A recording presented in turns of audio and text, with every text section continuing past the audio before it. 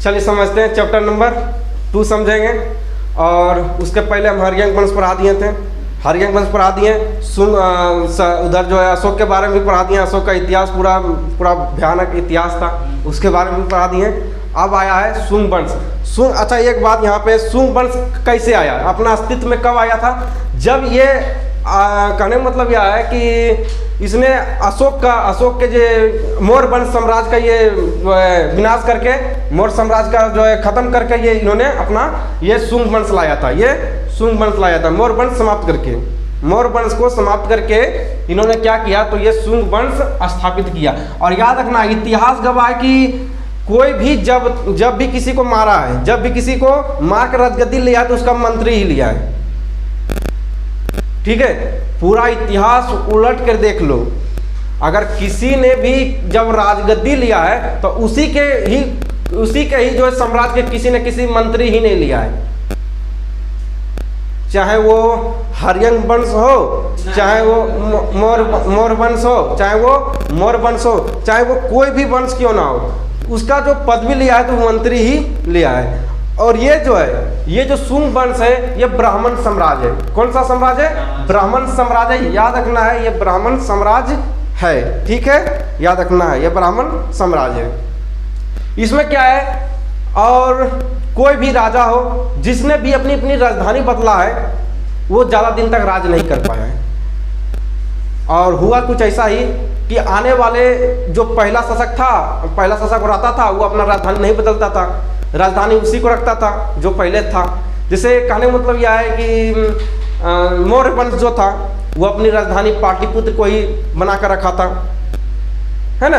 तो इसमें क्या था, जब वो बना कर रखा हुआ था तो उसमें यह होता था कि वो साम्राज्य आगे बढ़ता था, उसमें किसी तरह की परेशानियां नहीं आती थी।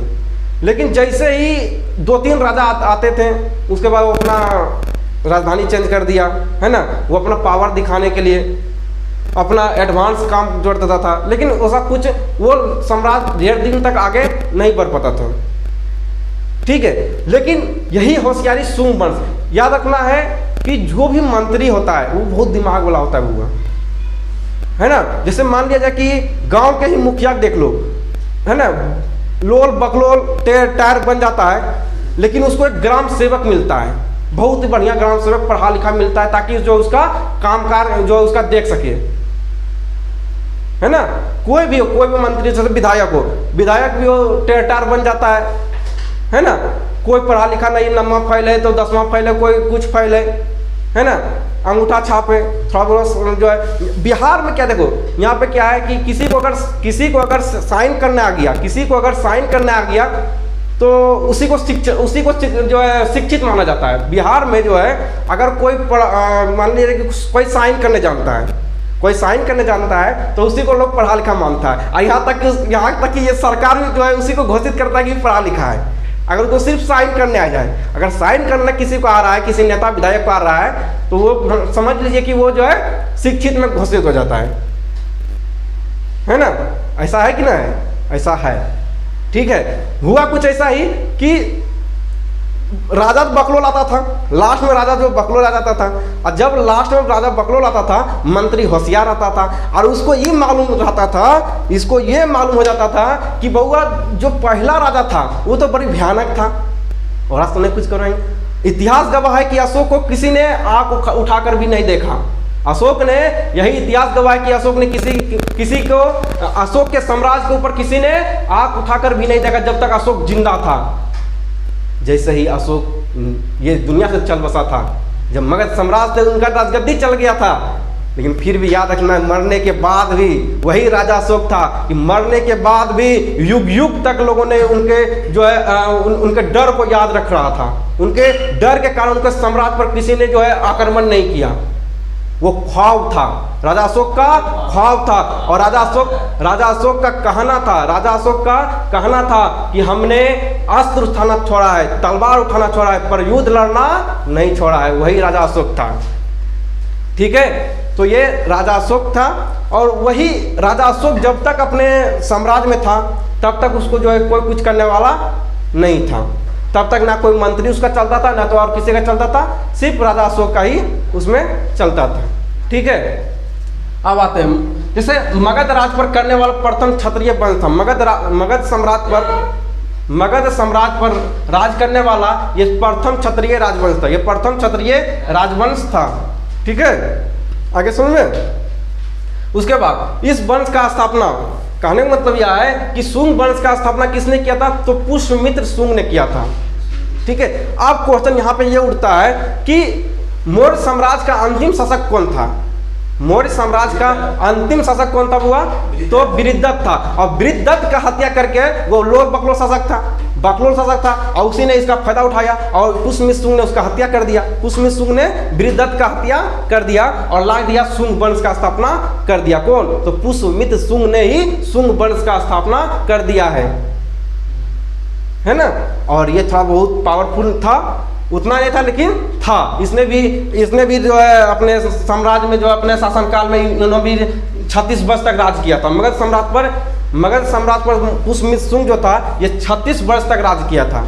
पुष्यमित्र शुंग जो है ये मगध साम्राज्य पर 36 वर्ष राज किया था और टोटल 112 वर्ष तक जो राज किया था। 112 वर्ष तक पूरा इसका जो इसका ये जो वंश था ये पूरा मगध साम्राज्य पर 112 वर्ष तक राज किया था। शुंग वंश जो था ये 112 वर्ष तक राज किया था और इस वंश में 10 शासक आया था। कितना शासक? 10 शासक आया था और 10 में से सब टेरटार था। इसमें जो था वो 10 में से सभी टेरटार था, लेकिन यही एगो चिकन था। और एक इसका बेटा था, इसका बेटा था अग्निमित्र था, है ना। इसका एगो बेटा था वो थोड़ा सा लायक था, नालायक नहीं था लेकिन लायक था। उसने थोड़ा बहुत संभाला, है ना। उसने 2 युद्ध हुआ था इसके समय जो है पुष्यमित्र शुंग के समय 2 आक्रमण हुआ था। कितना आक्रमण? 2 आक्रमण हुआ था। अब दोनों जो आक्रमण हुआ था, यूनानी आक्रमण हुआ था, तो दोनों युद्ध को दबा दिया था इसका बेटा जो है दोनों आक्रमण को दबा दिया था। ठीक है, उसका नाम क्या था? तो अग्निमित्र। इसका बेटा का नाम क्या था? अग्निमित्र था। ठीक है, आगे बढ़ते हैं। इन्होंने पहले अपनी राजधानी पाटलिपुत्र को बनाया था। यही जो राजा पुष्यमित्र शुंग था और यही होशियारी ही दिखाया था कि मौर्य वंश इतना दिन तक क्यों चला आ रहा था। ये जो राजा था ये भी दिमाग लगाया। ये तो पहले राजा नहीं था, राजा तो नहीं था, मंत्री था। मंत्री तो दिमाग वाला होता हुआ, इसने दिमाग लगाया कि इतना दिन तक जो मौर्य साम्राज्य चलता आ रहा था इसका कारण क्या था। तो इसने दिमाग लगाया, इसका कारण यही कि इसने अपनी राजधानी नहीं बदला। उसके बाद इसमें प्रतापी शासक था, सभी अपने मन का बात अपने लोगों का सुनता था लेकिन करता था अपने मन का, है ना, करता था अपने मन का। इसने सारा चीज दिमाग लगा लिया, सारा चीज व्यवस्था ये लगा लिया। और इसने क्या किया? पाटलिपुत्र की राजधानी को नहीं बदला, पाटलिपुत्र राजधानी नहीं बदला। और जबकि द्वितीय राजधानी इसने बनाया था विदिशा को। द्वितीय राजधानी कहाँ बनाया था? तो विदिशा को। कहाँ बनाया था? तो पहली राजधानी पाटलिपुत्र को, और दूसरी राजधानी विदिशा को बनाया था। दूसरी राजधानी का किसको बनाया था? तो विदिशा को बनाया था। और विदिशा का पुराना नाम कभी कभी पूछ लिया जाता है, बोर्ड एग्जाम में कभी कभी पूछता है विदिशा का पुराना नाम क्या है? तो बेसर नगर। क्या है? बेसर नगर, याद रखना है, जो कि मध्य प्रदेश में, एमपी में। कहाँ है? एमपी में है। ठीक है, बेसर नगर। कहीं दिक्कत इसमें नहीं होना चाहिए। आगे बढ़ते हैं। पुष्यमित्र शुंग जो था ये कट्टर ब्राह्मण था, है ना, ये कट्टर ब्राह्मण था।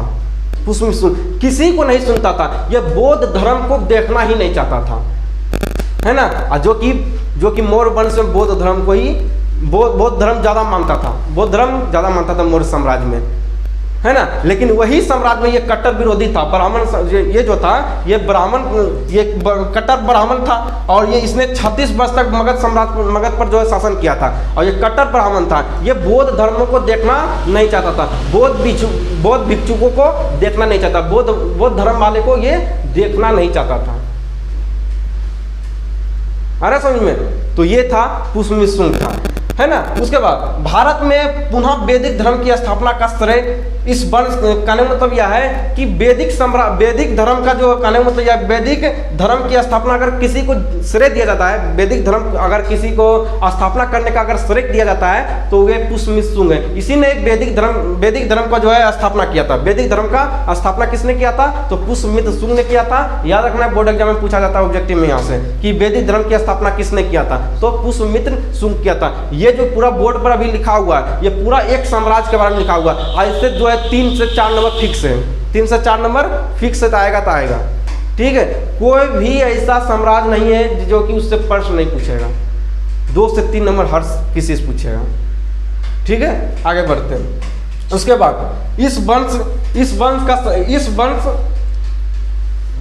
इस वंश ने 112 वर्ष तक शासन किया था। ये वंश जो था, ये जो शुंग वंश था, इसने 112 वर्ष तक शासन किया था। 112 वर्ष तक जो इसने क्या किया था, तो शासन किया था। ठीक है, उसके बाद पुष्यमित्र शुंग ने मध्य प्रदेश के सांची स्तूपों की खिड़की को तांबे का करवाया, जबकि भरून स्तूप की खिड़की को पत्थर का करवाया। याद रखना, यहाँ से क्वेश्चन बनता है, यहाँ दांत चियारेगा, बुर्बक है क्या, मैं समझ आता है।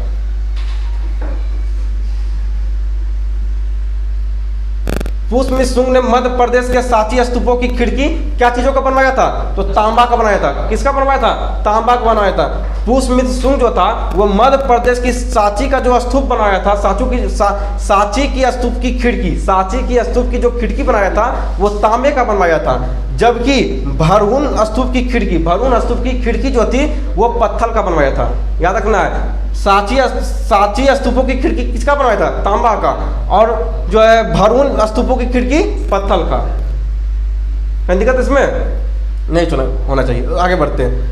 अशोक के द्वारा बनवाया गया सांची तथा भरूत स्तूपों को का आकार के दुगना करवाया गया। कहने मतलब यह है कि अशोक ने जो भी सांची तथा, कहने मतलब यह है कि सांची तथा भरूत स्तूप, अशोक के द्वारा सांची का स्तूप, भरूत का स्तूप जो भी बनवाया गया था, तो इसने एक काम, होशियारी वाला काम ये किया, एक चीज ये दिखाया कि भाई चलो जिस राजवंश का हमने मारकर शासन किया है, कर रहा है, भाई एक काम किया जाए कि कुछ लोग बात वगैरह थोड़ा सा संतुष्टि दिया जाए। तो उसने क्या किया कि अशोक का जो अथी था, सांची का जो स्तूप था और भरूत का जो स्तूप था, उसका आकार को दुगना कर दिया, उसका आकार का दुगना कर दिया। मान लीजिए पहले इतना आकार था, इतना आकार था, और अब की बार क्या कर दिया, उसका आकार को बड़ा कर दिया, आकार को दुगना कर दिया, है ना। उसका स्तूपों का आकार को दुगना कर दिया था। किसने किया था? तो पुष्यमित्र शुंग ने किया था, है ना। बस यही काम किया था कि अशोक के द्वारा बनाया गया जो सांची का स्तूप था, भरूत का स्तूप था, उसको दुगना कर दिया था। ठीक है, इसमें दिक्कत नहीं होना चाहिए। आगे बढ़ते हैं। उसके बाद इसके समय बौद्ध पुस्तक जातक ग्रंथ की रचना की गई थी। इसके समय जो है बौद्ध पुस्तक जातक ग्रंथ की रचना किया गया था। इसके समय जो है बौद्ध पुस्तक जातक ग्रंथ की रचना किया गया था। कहीं दिक्कत इसमें नहीं होनी चाहिए। अब पाणिनि ने अष्टाध्याय लिखा था। पाणिनि ने अष्टाध्याय व्याकरण ग्रंथ की रचना किया था। किसने? तो पाणिनि ने अष्टाध्याय लिखा था, यानी कि व्याकरण ग्रंथ की रचना किया था। कौन? पाणिनि। सीधा यहाँ से बोर्ड एग्जाम में प्रश्न पूछता है। उसके बाद मनु ने मनुस्मृति लिखा। और मनुस्मृति जो है ये क्या है, तो न्याय की एक पुस्तक है। ये चैप्टर नंबर 3 में पढ़ोगे। यहाँ हम कुछ नहीं बताएंगे उसके बारे में विशेष, क्योंकि ये चैप्टर आप तुम लोग का दिया हुआ उसमें पढ़ा जाएगा, उसमें पूरा क्लियर चैप्टर दिया है। ये न्याय की पुस्तक है। पहले न्याय के समय इसी को फॉलो किया जाता था। जिस प्रकार आज हमारे भारत में, हमारे ये जो भारत देश है, आज हमारे स्वतंत्र भारत में जिस प्रकार संविधान के अनुसार हम लोग चलते हैं, उसी प्रकार वहाँ पे पहले जो है मनुस्मृति के आधार पर लोग चलता था, है ना। मनुस्मृति जो है ये न्याय की पुस्तक था। इसमें न्याय के बारे में लिखा लाता था। हर राजा इसी के अनुसार वहां पे फॉलो करता था। कहीं दिक्कत नहीं होनी चाहिए। और गार्मी ने गार्मी संहिता लिखा। यहां तक कोई परेशानी नहीं होना चाहिए। और फिर मिलेंगे नेक्स्ट वीडियो में, क्योंकि ये वीडियो बहुत ही लंबा हो जाएगा। ज़्यादा लंबा वीडियो नहीं बनाएंगे। अगले वीडियो में पार्ट 2 वीडियो में इससे आगे पढ़ेंगे। तब तक के लिए बाय बाय, जय हिंद।